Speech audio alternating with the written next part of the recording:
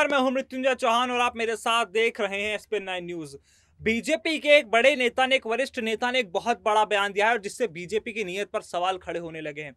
जी हां, अटल बिहारी वाजपेयी की सरकार में मंत्री रहे अरुण शौरी ने इस वक्त एक बहुत बड़ा बयान दिया है और उन्होंने जो अपना बयान दिया है उस पर उससे कहीं ना कहीं आरएसएस और बीजेपी दोनों पर बड़े सवाल खड़े होने लगे हैं। उन्होंने कहा है कि बीजेपी इस वक्त एक चुनाव जीतने की मशीन बन चुकी है। वो लोगों के लिए इतना काम नहीं करना चाहती जितने वो चुनाव जीतना चाहती है। इसी के साथ साथ उन्होंने आरएसएस के बारे में भी बात कही है कि आरएसएस पहले एक ऐसा समूह हुआ करता था जो साधु संतों जैसे लोगों को अपने में शामिल किया करता था ताकि समाज का कल्याण किया जा सके। लेकिन फिलहाल के दिनों में ऐसा देखा जा रहा है कि ज्यादा से ज्यादा लोगों को आरएसएस में भर्ती किया जा रहा है और इसलिए भर्ती किया जा रहा है ताकि एक बड़ा संगठन खड़ा किया जा सके।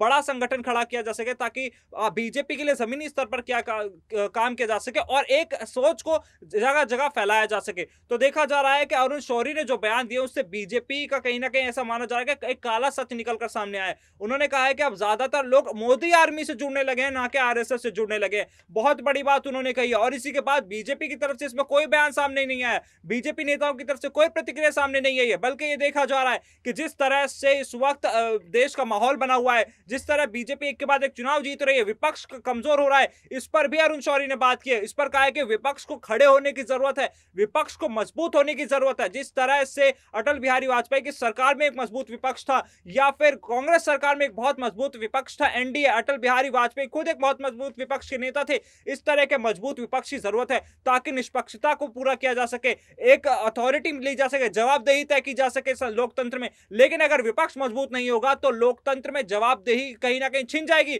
और लोकतंत्र में जवाबदेही छिन जाएगी तो डिक्टेटरशिप आ जाएगी। इस वक्त देश के जैसे हालात बने हुए उससे देखकर तो यही लगता है कि कहीं ना कहीं देश को में हालात गंभीर हैं और सरकार को और लोगों को इस पर विचार करने की जरूरत है। फिलहाल अभी के लिए इतना ही। आप ऐसी तमाम बड़ी खबरों के लिए देखते रहिए एसपी 9 न्यूज। नमस्कार।